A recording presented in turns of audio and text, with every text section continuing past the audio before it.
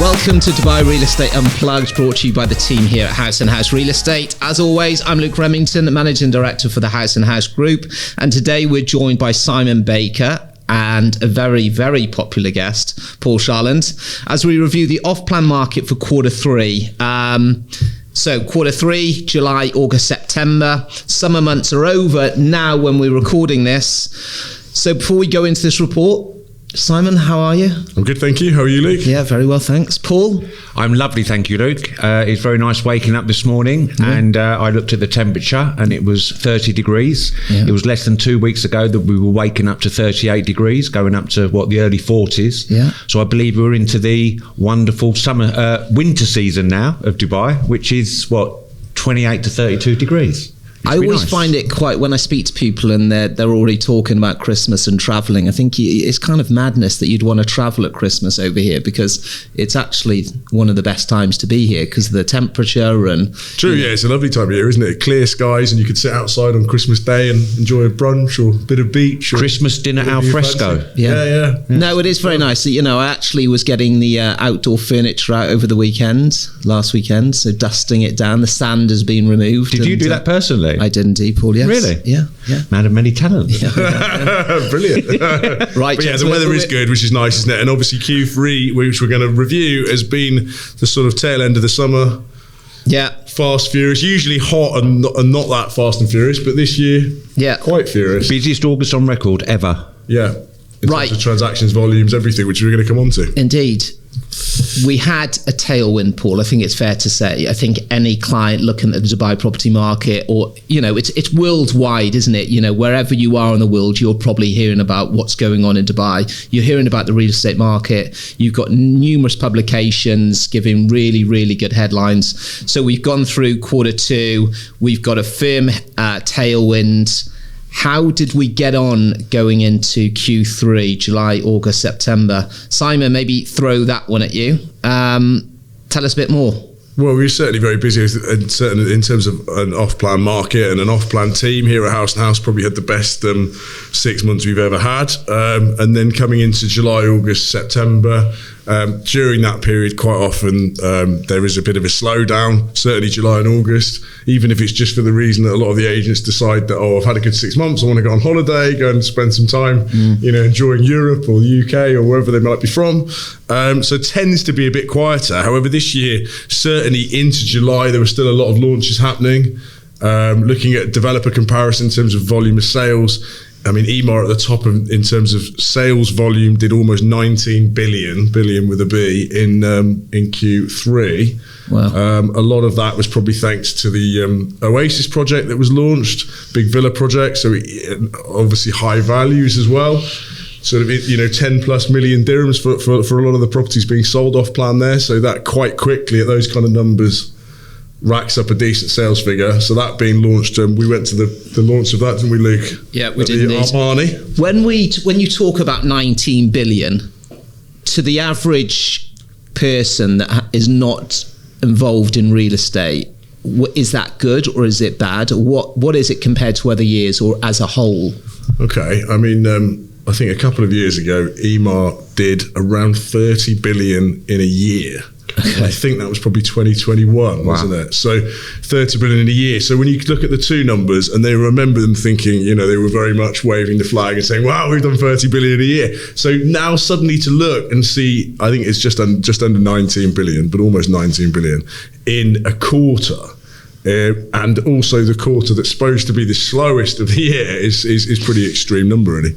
Do you feel that people, clients, residents, did they have an extended break this summer? I'll tell you what the difference is. This is a big difference between last year and this year. So last year, the first 5-6 months were once again really busy. I'd actually say the first 5 months up until May. Now, last year, a lot of the talk in May, June was about the worldwide recession, which we know most of the world is going through. Yeah. So that made some hot buyers in Dubai think, you know what, I'm going to wait, see what happens over the summer, maybe look again in September. I had that quite a few times.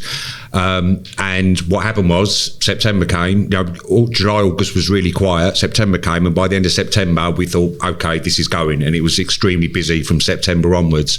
This year, and it's the first time I've ever known, and that's in 18 years, however busy the market is, August will always be quiet, always. Yeah. This year it didn't stop. July and August, it just remained busy. I've never seen that before. Is this because the developers, like we're saying with the EMAR and this kind of 19 billion, is it because the developers, without them doing the launches, it is going to get quieter, and it's just they've kept their foot on the throttle through those summer months? It definitely is a factor, of course. Yeah. I mean, if everyone was to acknowledge, and we like a bit like if we all said, right, it's not going to slow down today, then it might do if enough of you are saying the same thing. I do think that you're probably right, Luke. The developers traditionally over the summer wouldn't launch a lot. And even though there were a few huge launches, a bit like the EMAR Oasis, for example, this big villa community, which is going to be their next sort of Dubai Hills estate, if you like, as a master community, absolutely huge, almost the same size as Dubai Hills estate. However, there was probably slightly less that went on in August, and then when we came back in September, lots of launches were getting ready for September that might have even slipped from September and into October, haven't they? And again, this month's been very, very busy, and lots of new developments. Select launched 2 towers in Maritime City. Would that have gone into Q3? That's probably gone into Q4 now. It's right at the start of Was there any noticeable Q3 pandemonium kind of sellouts, headlines? Palm Jebel Ali? Yeah, Palm Jebel Ali, EMAR Oasis. But those figures on Jebel Ali probably come into Q4, didn't they, by the time they're getting registered? I mean, we were selling them 2 weeks ago. So actually, yeah, I think EMAR Oasis is probably the biggest one, Luke, to be honest with you. Okay. We went there to Armani, didn't we? Yeah. Mohammed Alabar, they had Shah Rukh Khan, didn't they, waving the flag and all the rest of it. And they had a pretty amazing presentation with this huge LED screen that went all the way around the Armani ballroom. So I think that was probably the most significant launch. But then there's some in terms of other developments, we've got a huge amount of activity still in Business Bay. Yeah. I think as a location, the figures are just about 2.3 billion was sold in Business Bay between different developers, Ellington and Select being two of the bigger ones in Business Bay at the moment. I think as well, but we've had launches this summer, but what we have to bear in mind as well is you get the likes of EMAR, which are going to sell out in 1 or 2 days. Palm Jebel Ali, that launched and it sold. Then they had the next phase in that launch and it sold. Select launched a couple of weeks ago, Nautica in Maritime City, that sold out apart from a few units within 2 days. I think there's a launch as well, Paul. Yeah. So, but there's still, like, for a normal developer what's got a good product, they're not going to sell out in 2 days. So, projects that launched in, say, June and July, there was still good availability in August. Now, usually people just would have sat back and waited till September, but people were committing in August. That was another big difference. People were saying, right, I want to buy that, here's my deposit. That has been, to me, the main difference with this year to any other year. Are you still speaking to people, Paul, over those summer months, over those 3 particularly hot months where people are coming in and saying, Paul, I want you to find me somewhere to live?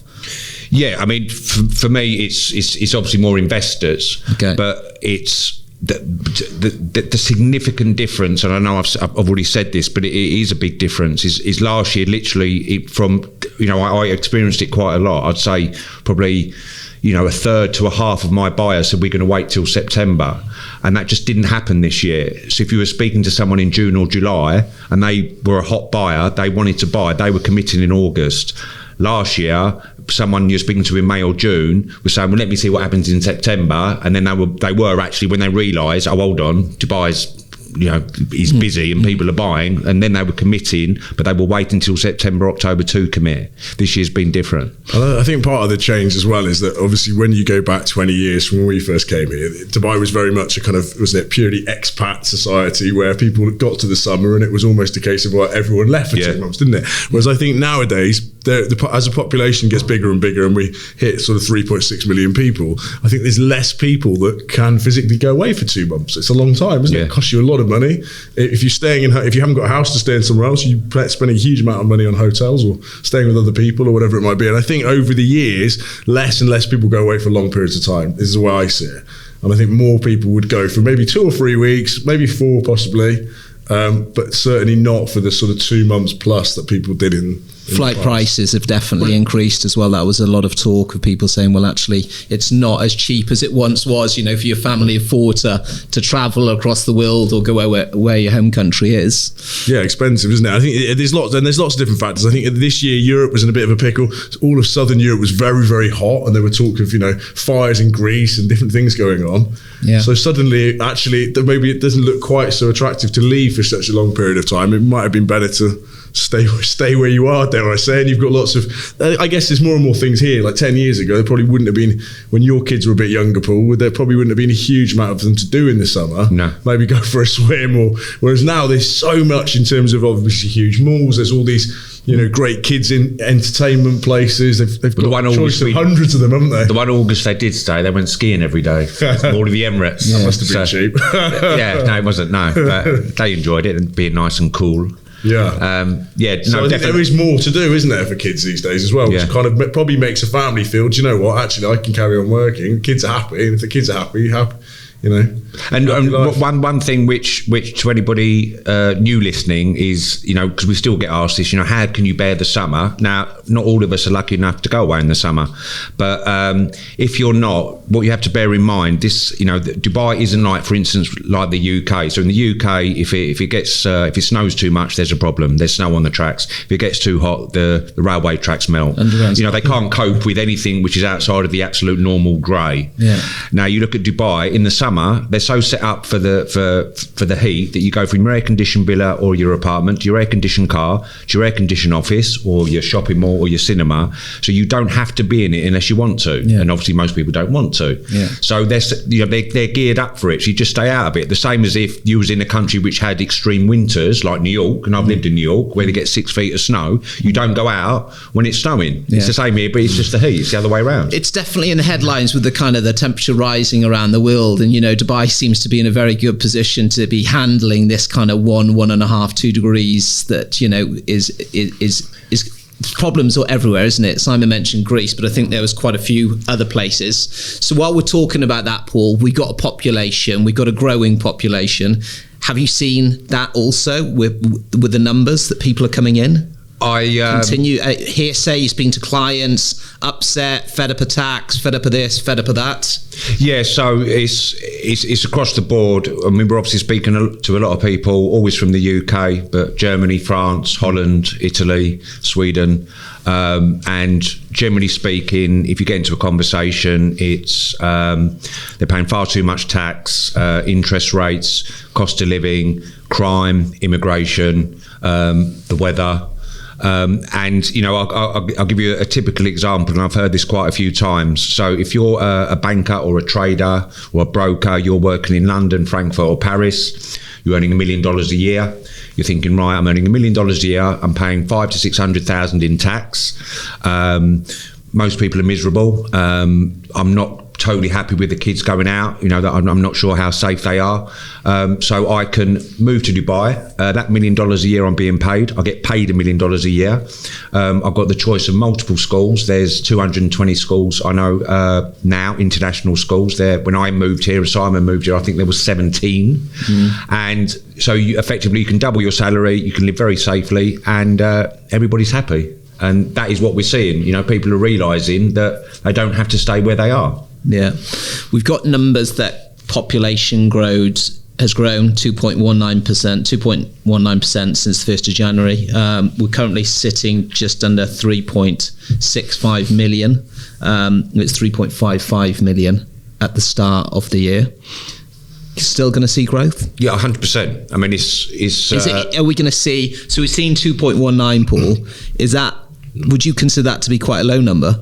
If we talk again this time next year, would you be saying we're going to have 3-4% growth? All we can do is go by the trends. So obviously we speak to the schools, we speak to the relocation companies. The relocation companies are the busiest they've ever been. There's 220 schools. They're building more schools now than they've ever built before. Most of these schools are businesses. They're not, non-profit. So they're not building schools unless they think they're going to get their pupils. The roads are the busiest they've ever been, and they've built more roads than they've ever built before. So all the indicators are there's more people moving here. And the current trend is showing 150 to 200,000 a year. And I really can't see that changing.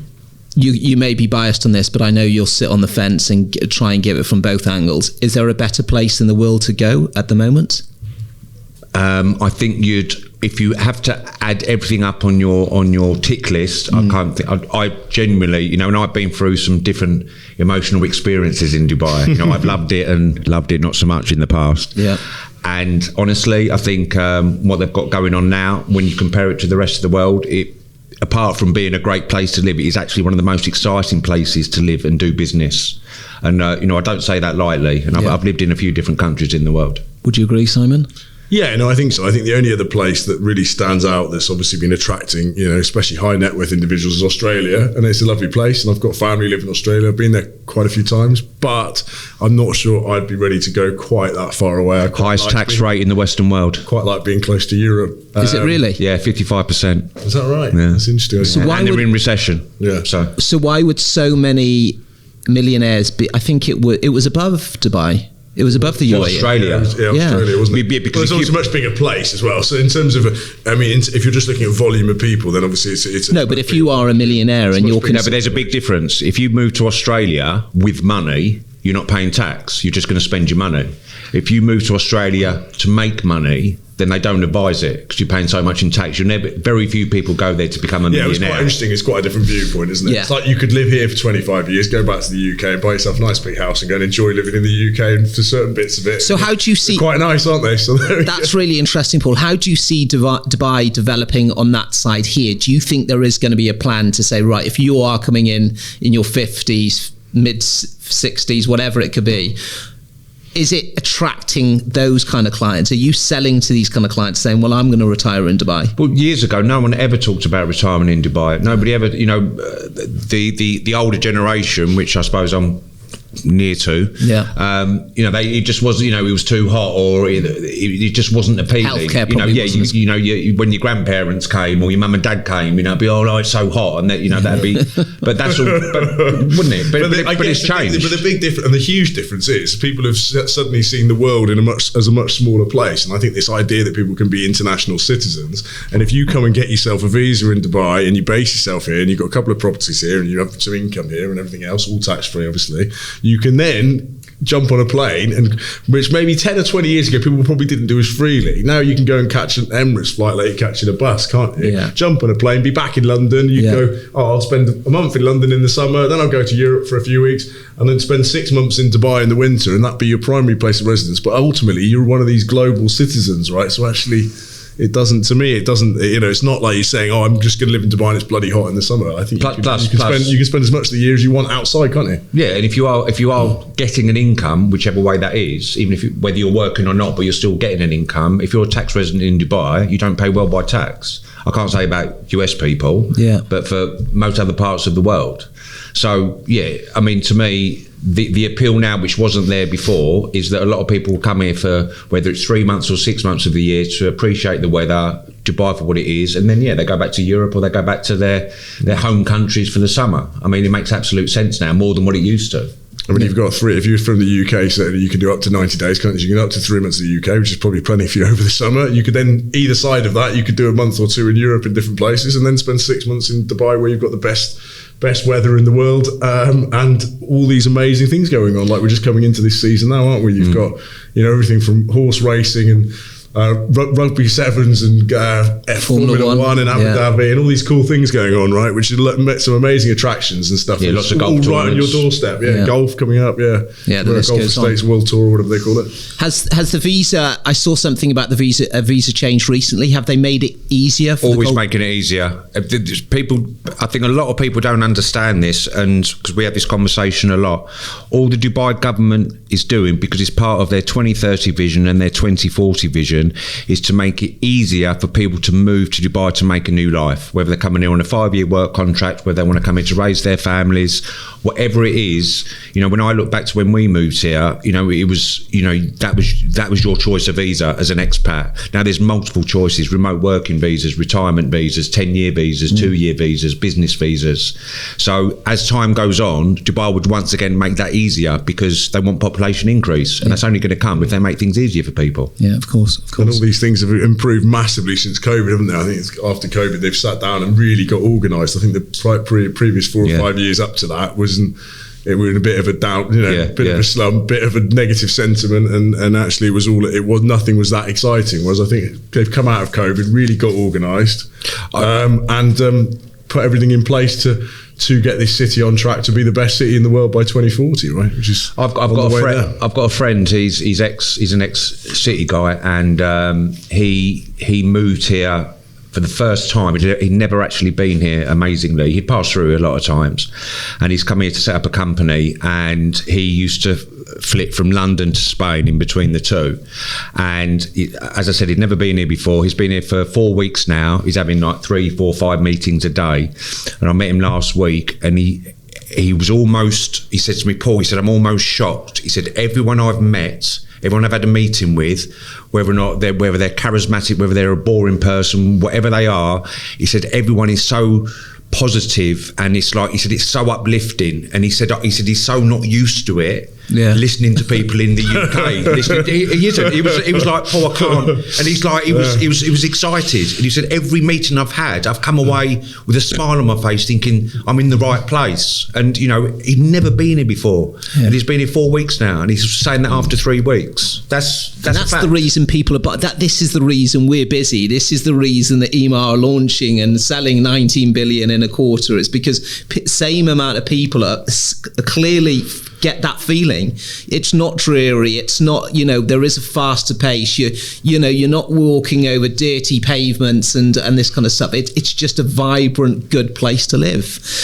I know we talked about EMA, and we talked about, I think you mentioned, was it Oasis, Simon? EMA Oasis is the big project, which is a big part. Where else are we looking? Where else in quarter three? Any particular areas, Paul, that stood out to you as, you know, good locations that people saying, well, EMA, Oasis, it's probably going to have a higher price point? Anything that, you know, our listeners would probably think, oh, what? Well, I mean, there's 2 areas we've been heavily involved in sales in Business Bay for the last 2 years now.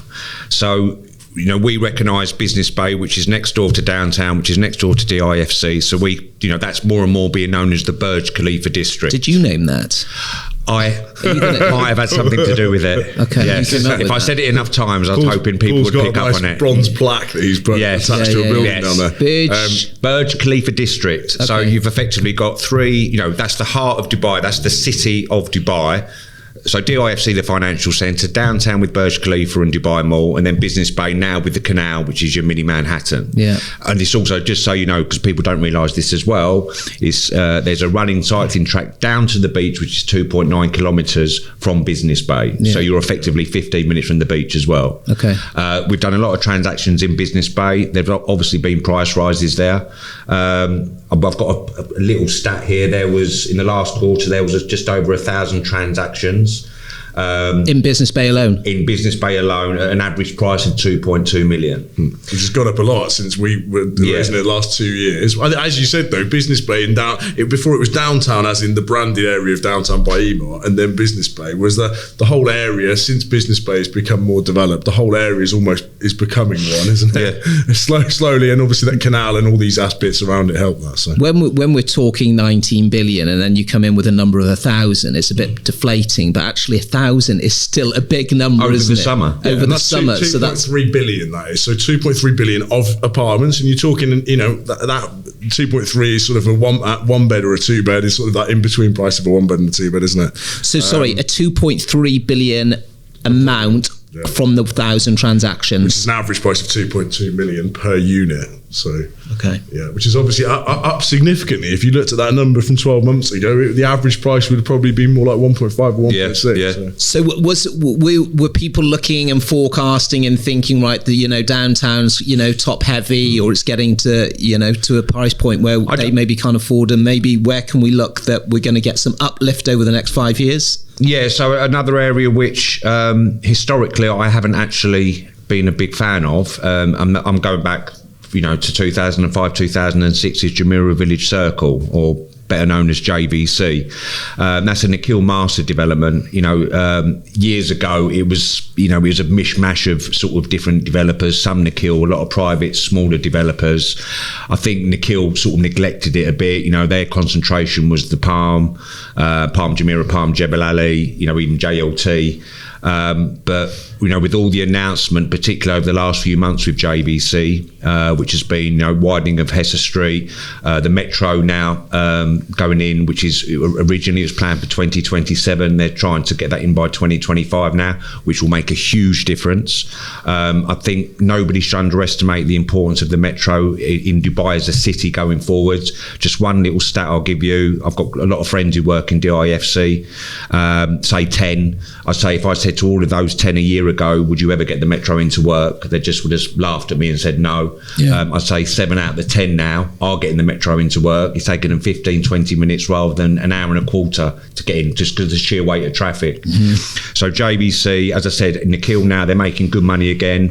There's originally going to be 33 parks. They've built 18. Now they're doing the other 15 parks. It's going to be a lot greener, new roads, new infrastructure. JVT Mall on the other side of the road, which is finished and waiting to open.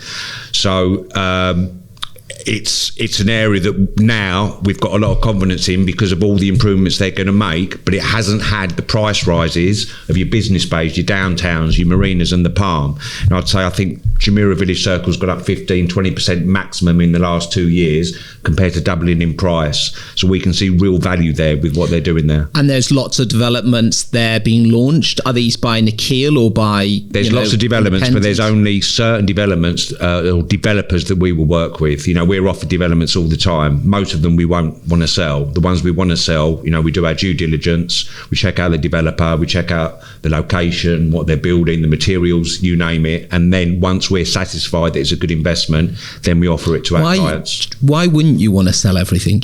Because there's some developers out there that don't build very good buildings. Yeah. But if you and in JVC there's a lot of developers, right? And it's probably one of the lower areas barrier to entry if you want to be a developer. So if you said Luke Remington Developments was going to launch in 2024. Okay. JVC, if you had it, most people obviously start with a certain budget. JVC would be one area that you could buy a plot of land, 15-20 million dirham. Yeah. So not a crazy amount of money, and you could put in the first 20% into an escrow account and potentially go and start selling. So there are people doing it. As Paul said, we have to be quite careful, quite selective on who we work with, because they're not all created equal. Some of them are trying to replicate what the likes of Ellington did in Jumeirah Village. Was it 5 or 6, 7 years ago now? Yeah, some of them are doing a good job and at a good price point. The reality is that with this average sale price, we've got 1.1 billion in the last quarter. Average sale price of 890,000 dirhams. It's quite reasonable, and at that reasonable price, obviously the developer's got to build an apartment of reasonable quality as well. So that can be sometimes a sticking point, I think. I mean, a thing to mention as well is Haus and Haus. So I know that we manage over 150 properties in JVC. The last time I asked, occupancy rate is over 90%. So short-term leasing, long-term leasing, property management, we've got a good hold on the area. I think at least 80 people from Haus and Haus live in JVC. We do property day in, day out, so we should know the better areas. I think that's an indicator that it's a nice place to live. My son lives there. Him and his friends, they love it. You've got the 5 Hotel, you've got McCafferty's, you've got Goose Island, you've got all these places to socialise. I'd say for the 20 to 30 somethings young professionals, it's a favoured place. Has buyer attitude changed over the last 9 months? Is it more difficult for you to persuade someone to go to JVC? Are you speaking to someone and telling them it's JVC and they're like, what does that mean? What does that stand for?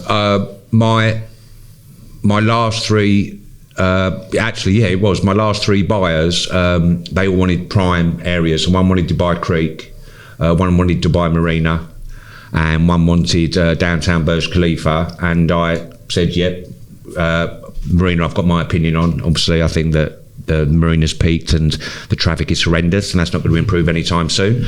But all 3 of them actually ended up buying in JVC because they saw value, and then when they looked at the prices, no question, Burj Khalifa district, incredible, brilliant location, but you're paying the price for it now, like you would in any city, like if you were buying in central London.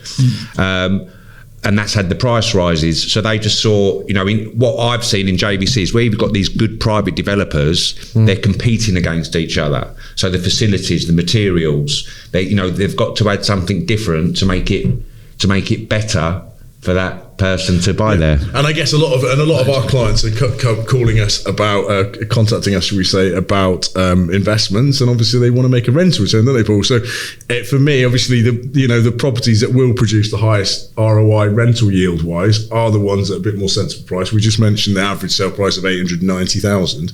Inherently, that means that the rental return will be strong. And what would you quote to someone, Paul, very realistically, but that they could expect if they bought a 1-bed for 900,000? What could they? Well, two of my team are currently looking to rent 1-beds in JVC, and they've both been looking extensively, and they're getting quoted for. I'm not talking about the 15-year-old, 20-year-old buildings, which most people don't want to live in. Yeah. The newer buildings, they're looking at now for a 1-bed 90 to 110,000 in JVC. Now, someone had said that a year ago, they'd have said, no way, 70 to 80 max. It's 90 to 110, and they've looked at about 10 properties. So as a rental return, even obviously you've got it as a landlord, you would have to pay your service fees, and that would be probably 15, 20,000, let's say, absolute max. So realistically, those people are still going to be getting 9 to maybe even 9 or 10%, which is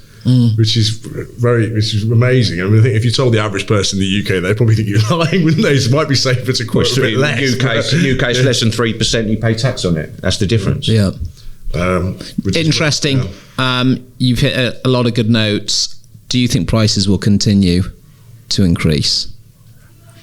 I think they will, but slowly. We actually don't want prices to go up too much because, as we all know from previous experience, when prices go up too much, you could create a bubble.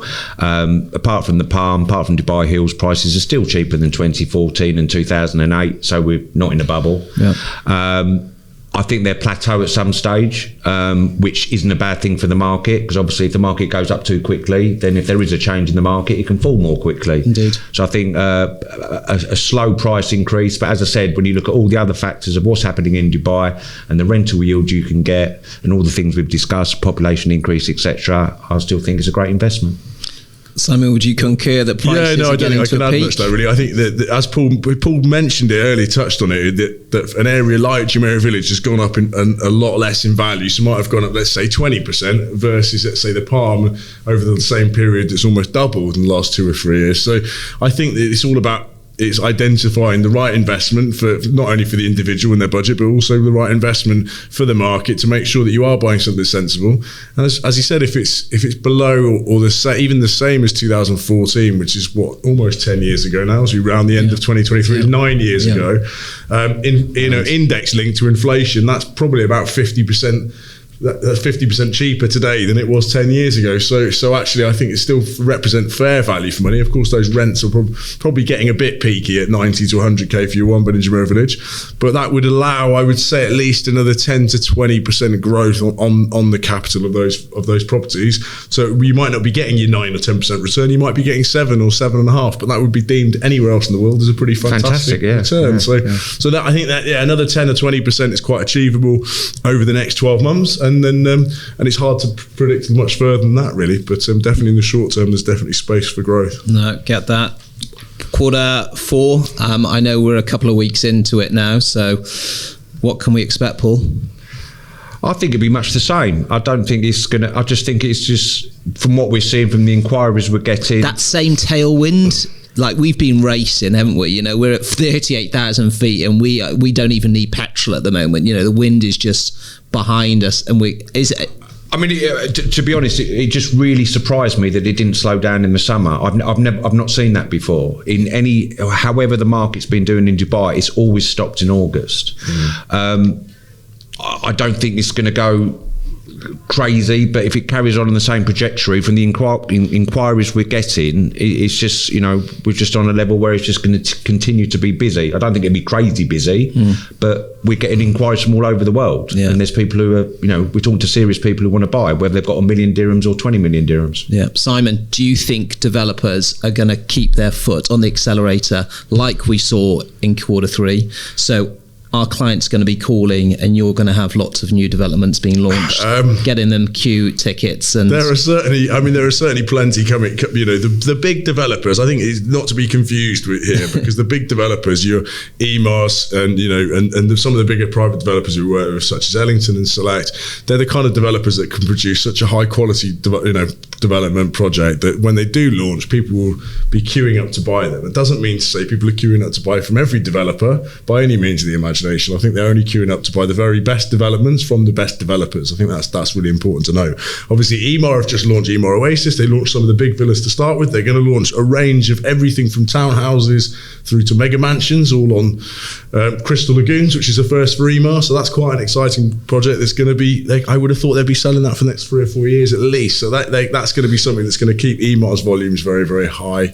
There's a big demand for villas. I think if you look at the villas versus townhouses versus apartments in the last quarter, 86% of all transactions were apartments, 12% were townhouses, and only 2% were independent villas. So in my mind, I'd probably be thinking that if I had a range of properties, the independent villas are something that certainly in short supply. There's a lot less new availability coming to the market, or certainly being launched to the market off plan. And that's something that's always going to be very big in demand from all these DIFC bankers and everyone else who are earning their big salaries and want a nice house with a pool and for their kids in the garden. So I think you're certainly looking at the supply that's supplied to the market. That would be something that I would be considering, to say that villas probably, if you can afford to be in that segment, it's probably a very, very sensible investment. Gentlemen, thanks ever so much. Thank you. You give us lots of feedback. It's good to hear what's happening, but it's also good to get what I feel is really honest truth of what's happening. And you've got decades of experience. Thank you to all our listeners today. If you'd like to find out more about Off-Plan for Q3, you can check out our latest market reports, and we'll put the link in our show notes. Don't forget to subscribe so you're notified when we drop a new episode. And you can also follow us at Haus & Haus on Instagram, Facebook and LinkedIn. Thank you very much. Thank you very much, Luke. Thank you, Luke. And Simon. And you, Paul.